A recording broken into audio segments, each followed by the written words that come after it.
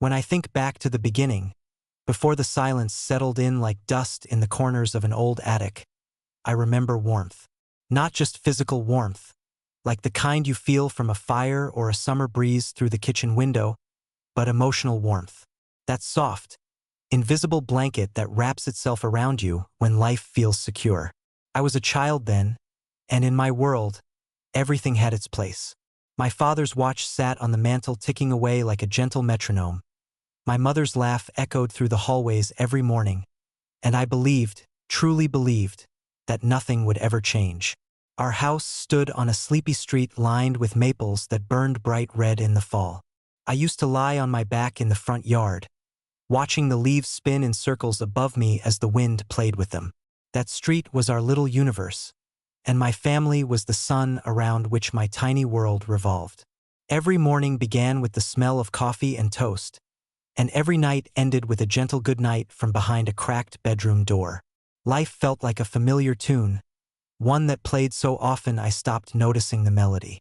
But the thing about warmth is that you only notice its absence when the cold creeps in.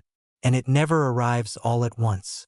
First, it's a chill in the air you dismiss. Then, it's a window left open too long. And before you know it, you are shivering and alone, wondering when things changed. My parents were the kind of couple people called solid. They didn't fight in public, didn't shout through walls. They moved like gears in a well-oiled machine, never flashy, always in sync. Or so I thought. Looking back, I see the signs now. The long silences at dinner. The way my mother's hands trembled when she thought no one was watching. The way my father stared out the window just a second too long. Those small things, once invisible to me, now scream with clarity. I remember one afternoon clearly. I had come home early from school with a stomach ache. I climbed the stairs quietly, not wanting to wake my mother, who usually napped around that time. But instead of silence, I heard the soft hum of voices. Not raised, not angry, just low and tight like a string pulled too far. I stood there, frozen, trying to make sense of words I couldn't quite hear. That was the first time I felt it, the crack in the foundation. Do you ever wonder when a family begins to unravel? Is it in a single moment, like a thread pulled from a sweater? Or is it a series of tiny shifts, invisible until it's too late to fix them? I still ask myself that, because from the outside we still looked whole. Pictures on the walls still smiled down at us. We still had Sunday dinners, still watched the same shows together.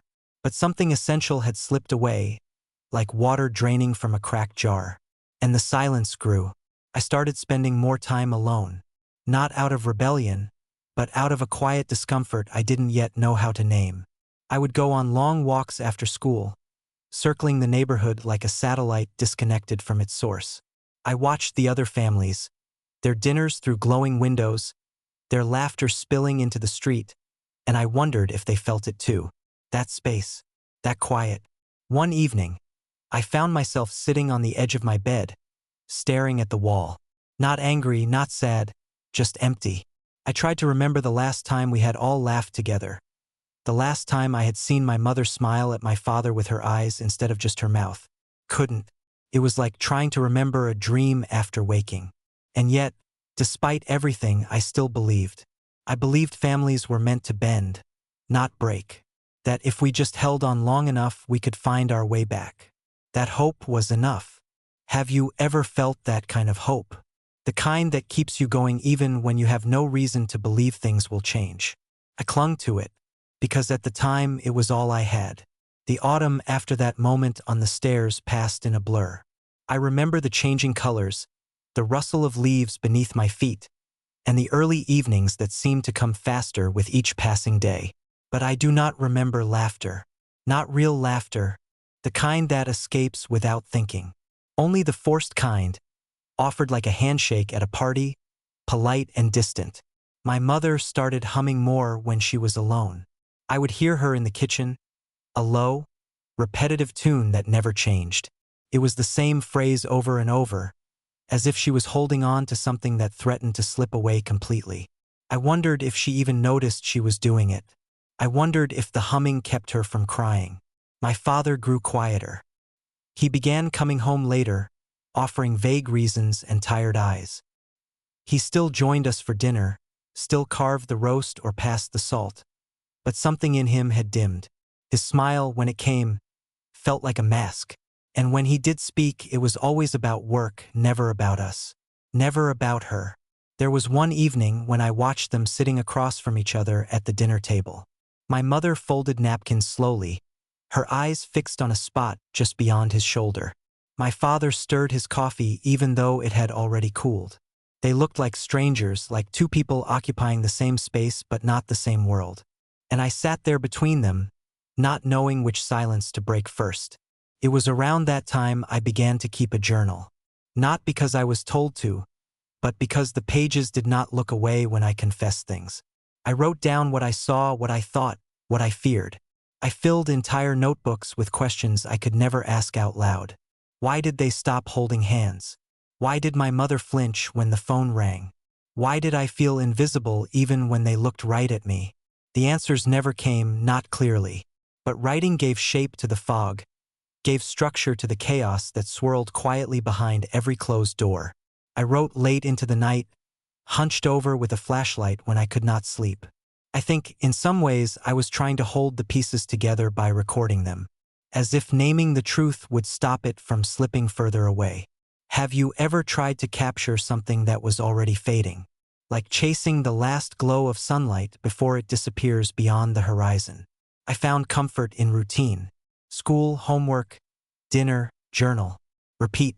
It became my lifeline. But underneath the surface, I was changing.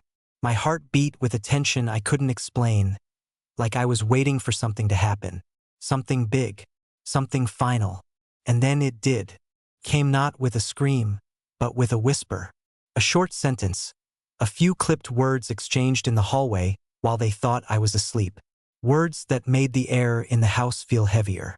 Words that confirmed what I had feared but never truly believed. They were separating. They used a softer word, of course. Something like taking space or needing time. But I knew what it meant. I knew what it meant in the way a storm is coming even before the first drop falls. The next morning, my mother made pancakes. She never made pancakes on weekdays. She placed the plate in front of me and kissed the top of my head, like nothing had changed. But I could taste the difference. Sweet syrup over sorrow. I ate in silence, pretending the world was still whole. Pretending the chairs at the table would not soon be rearranged. Pretending I was not about to learn what it meant to live in two homes with half a heart. The days that followed were marked by strange calm. There were no fights, no loud discussions, no broken plates or slammed doors. Only a shift, subtle and constant, like the slow drift of two continents pulling away from each other. I watched it all from within, sitting quietly as my world quietly rearranged itself. My father packed slowly, not all at once, not even in one day. A drawer here, a shelf there. The suitcase leaned against the wall for days before it was finally zipped shut. He chose a Thursday to leave. Not a weekend, not a holiday, just an ordinary day that somehow became a landmark in my memory.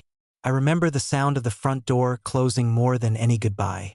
After that, the house felt bigger, but not in a good way. The silence stretched between rooms like cobwebs. My mother moved slower, as if each step cost her more. She tried to fill the space with music sometimes, old records that crackled through the speakers, but even the melodies seemed reluctant to stay. School became an escape. There were books, teachers, noise, routine. I clung to it like a raft. But even there, I felt different. Not broken, not outwardly changed, but as if I carried a secret weight others couldn't see. I wondered if anyone noticed the shadows under my eyes, the way I flinched at sudden noises, the way I sat alone even when surrounded by people. I visited my father on weekends. He had rented a small apartment near the edge of town. It was neat, almost too neat, like a hotel room pretending to be a home. There was no smell of food, no clutter, no evidence of a life shared. He tried, I could tell. He asked about school, made my favorite snacks, even bought a new blanket for my visits. But there was a stiffness to it all, a distance he couldn't close, no matter how carefully he planned each moment. At night, I would lie on the unfamiliar bed, staring at the ceiling, and try to remember how it felt to be a whole family. The memory was already fading, like a photograph left in the sun. And yet I missed it. Not just them, but the version of them that once laughed together, argued gently, hugged tightly.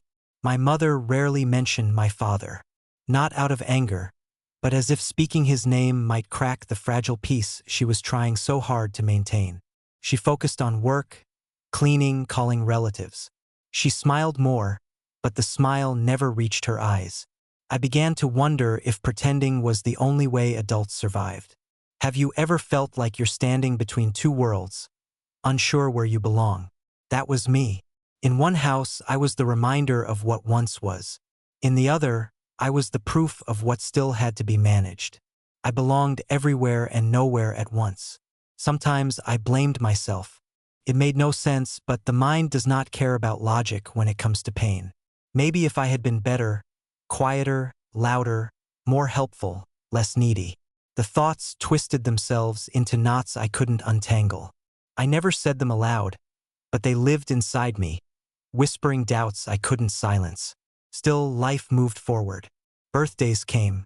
Holidays passed. New routines formed. My father started seeing someone. My mother cut her hair. I learned to say I was fine even when I wasn't. And through it all, I kept writing. Not to understand, not anymore. Just to survive. There was a kind of power in the page. A place where I could be honest without fear, where the mess of emotion could spill freely. I did not read what I wrote. I just let it fall out like water through a broken dam. It was the only way I knew to stay whole. There is a strange comfort in repetition. Even in the most unfamiliar settings, the body and mind find ways to adapt, to create new patterns out of the broken pieces. That was how I survived the months that followed. I built my life around small rituals. Same breakfast, same walk to school, same music in my headphones on the bus ride home. These were my anchors, the things that reminded me I still existed. But even the strongest routines can't hold back the tide of change. I remember the first time I walked into my father's apartment and saw a new coat hanging by the door. It was a woman's coat. Pale blue, soft wool, not my mother's. Something in my chest tightened. I didn't ask about it. He didn't offer an explanation. We just pretended it wasn't there. But I saw it again the next weekend. And the next. Eventually, it moved to the closet. She appeared one afternoon. I came early, unannounced. She was there, sitting on the couch, legs crossed, holding a mug that used to be mine. She smiled. I nodded. My father acted like this was normal, like this blending of lives could happen without friction. But I wasn't ready. It was too soon, too strange. At home, my mother also changed. She wore makeup more often. She went out with friends I didn't know. She laughed louder but less often. I think she was trying to reclaim something, herself maybe, or maybe she was just trying to prove that she was still capable of joy. I kept watching them both from a distance. They were like two actors in separate plays, trying to perform on the same stage. I didn't fit into either script. I was the intermission, the pause between acts, moved from one place to another like a borrowed book, always carried carefully, but never quite belonging. My grades slipped, not drastically, just enough for teachers to notice. I told them I was tired. They nodded, concerned, but didn't push. How could I explain the weight I was carrying? The way every room I entered felt either too quiet or too loud. The way I envied other kids who still went home to one set of parents, one dinner table, one version of truth. I stopped journaling for a while. The words wouldn't come. Or maybe I was afraid of what I'd write. Afraid of what I'd discover about myself. About them. About the story I was living. Have you ever been afraid of your own thoughts? As if saying them out loud would make them more real. It was during this time that I began walking again. Not just to school or the store, but for hours. Through neighborhoods I didn't know. Past houses with lit windows and warm sounds. I imagined the lives inside them, created stories for the people I saw through the glass. Sometimes it made me feel better. Sometimes worse. Then came the weekend they forgot. Both of them. Neither parent called to confirm the schedule. Neither asked where I was supposed to be. I spent 2 nights at a friend's house pretending it was a sleepover, pretending it didn't matter. But it did. It mattered more than anything. On Sunday night, I sat on the front steps of my house and stared at the stars. I wondered how something so distant could feel more reliable than the people I came from. I wanted to scream, but I didn't. I just sat there, breathing slowly, holding myself together the only way I knew how. That was the night I started writing again. There are moments that don't seem important at first. A forgotten weekend, a missed call, a silent dinner, but they collect, layering over one another like paint on a canvas, slowly turning the picture into something unrecognizable. That was what happened with us. Nothing explosive, no screaming matches, just a quiet erosion. Bit by bit, I became someone who no longer expected things to stay the same. After that forgotten weekend, something inside me shifted. I stopped waiting to be noticed. I started planning for myself, packing my own bags, making my own meals. I stopped asking where I'd be spending the weekend. If they remembered, fine. If not, I'd figure it out. There was a kind of power in that. A strange, lonely power. I was still a child, but I began to feel older than them. Like I had seen something they were trying to avoid. I saw the cracks in their new lives, the sadness in my mother's eyes when she thought she was alone, the way my father looked past me when he talked about his plans. I learned how to fill my time. Books became my escape again. I returned to writing, not in journals this time, but in stories. I created entire families with unshakable love. Characters who fought for each other, who never forgot birthdays, who showed up, always. And sometimes I imagined a version of myself in those stories.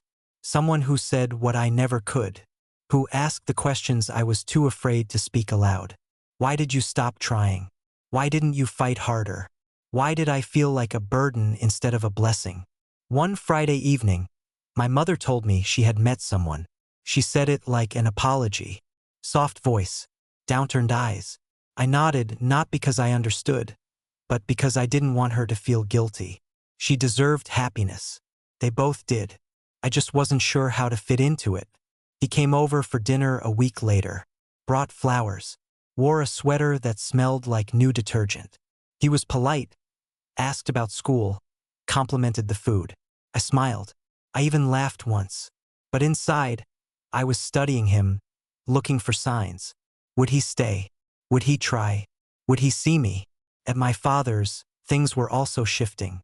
The woman with the pale blue coat was now in photos on the wall. She left notes on the fridge. She bought snacks I didn't like. She started using we instead of he. I nodded along, but I felt myself fading in both places. Have you ever felt like a guest in your own life? Like everyone else has been given a script and you're just improvising, hoping no one notices you forgot your lines. I started staying longer at school, volunteering for projects, helping teachers clean up after class, joining clubs I didn't care about. It was easier than facing the quiet at home, or the effort it took to smile at people who were strangers wearing familiar names. Still, there were moments that broke through the numbness. A teacher who pulled me aside just to say I was doing well. A friend who waited for me in the rain. A memory of my parents dancing in the kitchen, blurry and golden, like an old film reel.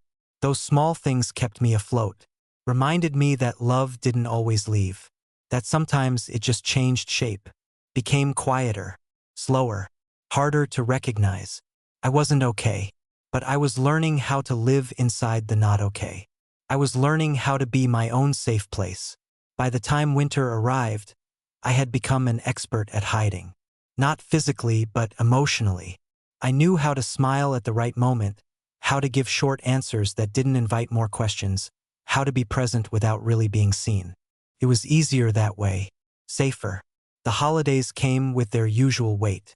Lights in the windows, songs on the radio, people talking about family as if that word still meant one thing. For me, it meant a calendar full of logistics. Christmas Eve with Mom. Christmas morning with Dad. Lunch back with Mom. Smiles, exchanges of gifts, and a quiet ache that followed me from one house to the other. My mother tried to make it special. She decorated everything, baked cookies, played music. She asked me for help more than usual. I think she was trying to build something from the pieces. Her boyfriend was there too, helping string lights across the porch.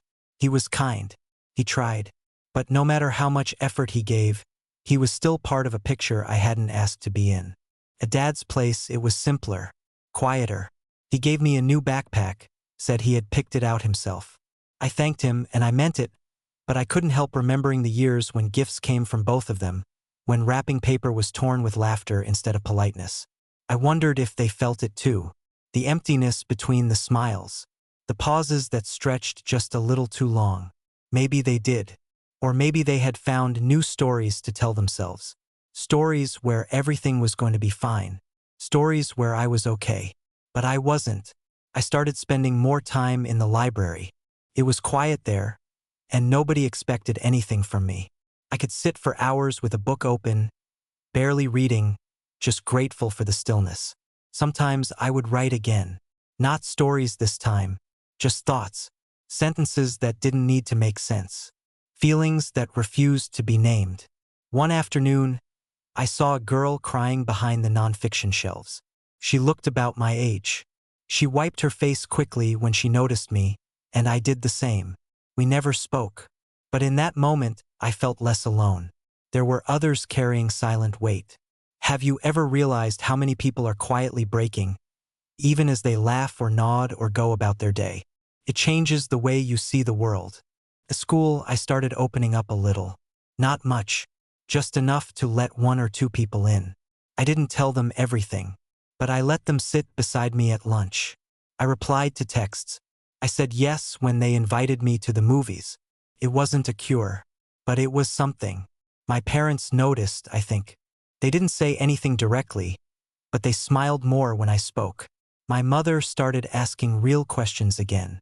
My father offered to drive me places even when it wasn't his weekend.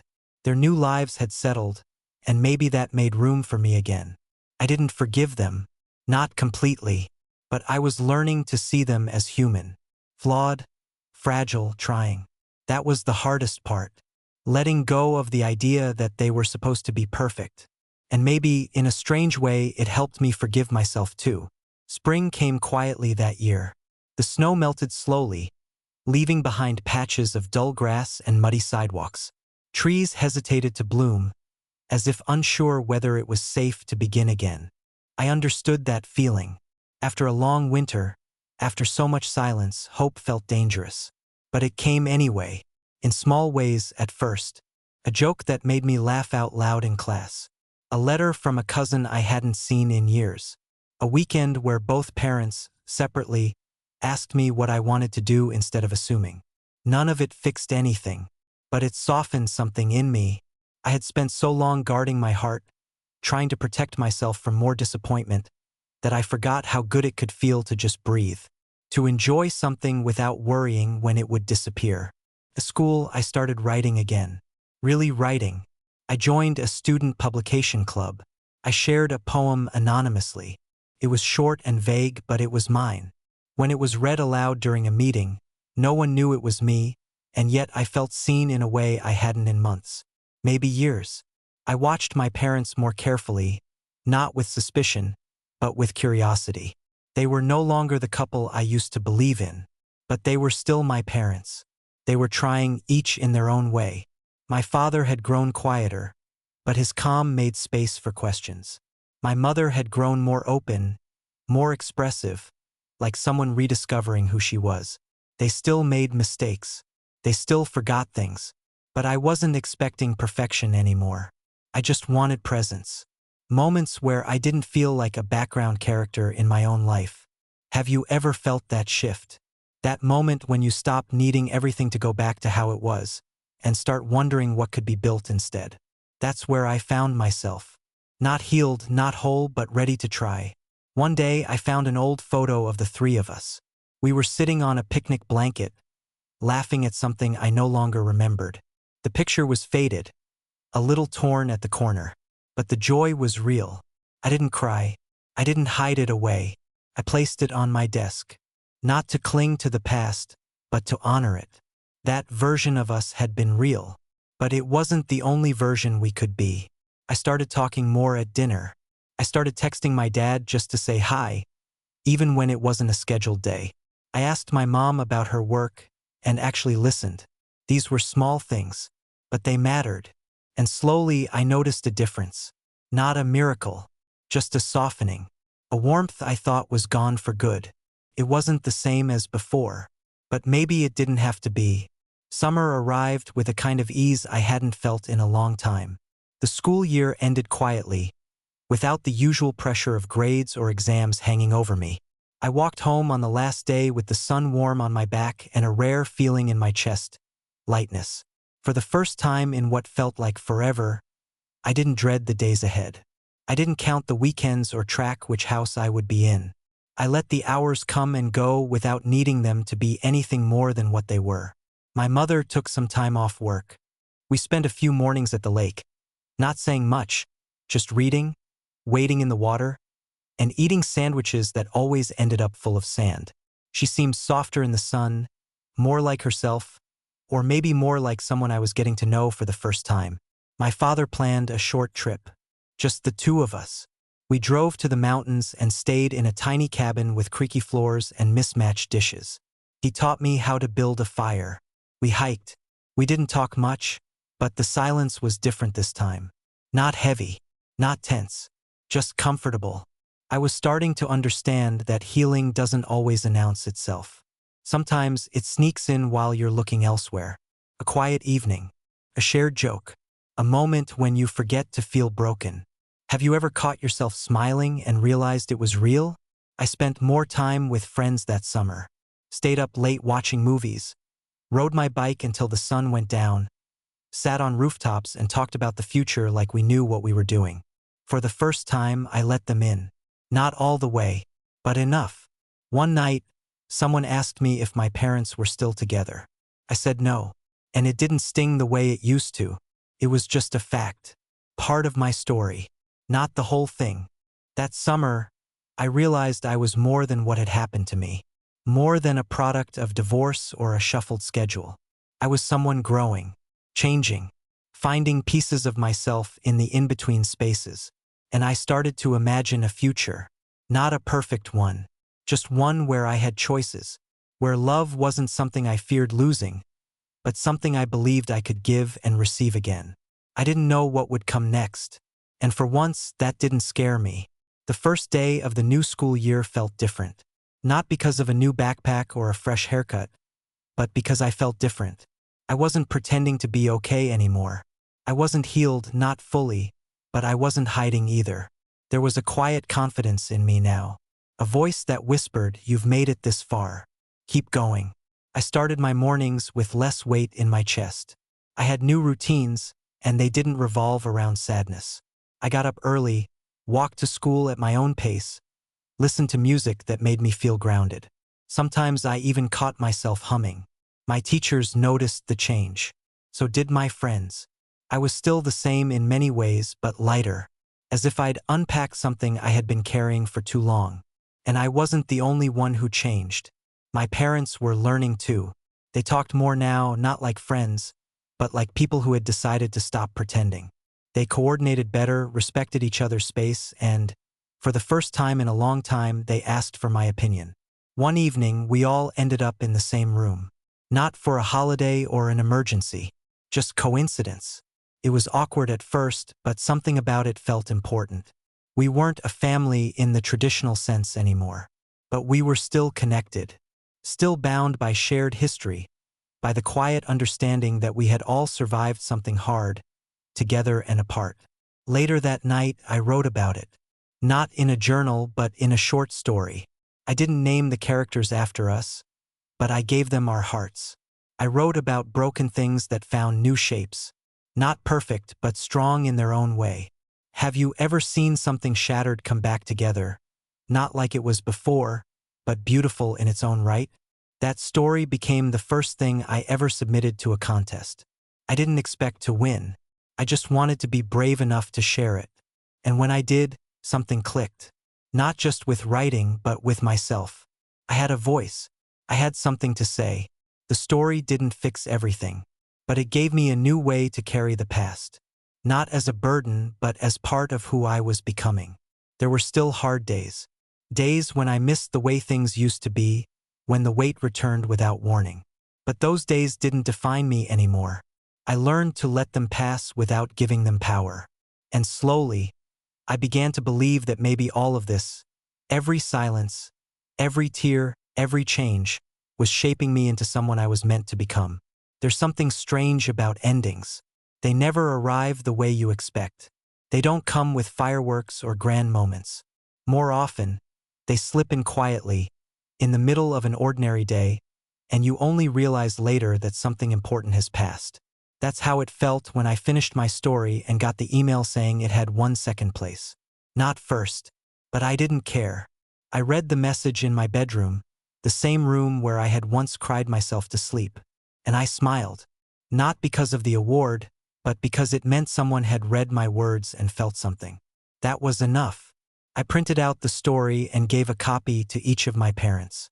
I didn't say much, just handed it over and walked away.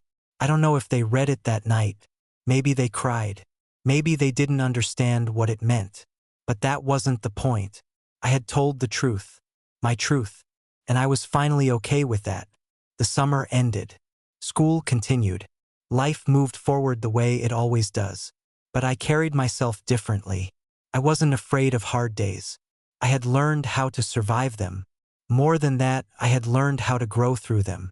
My mother still hummed when she cooked. My father still packed his suitcase with quiet care. But I no longer looked for signs of collapse. I saw them for who they were, flawed, learning, and still trying. One weekend, we all met at a park. It wasn't planned. I was with my mom. My dad was walking his dog. For a moment, we all just stood there, unsure of what to say. Then someone laughed. I think it was me.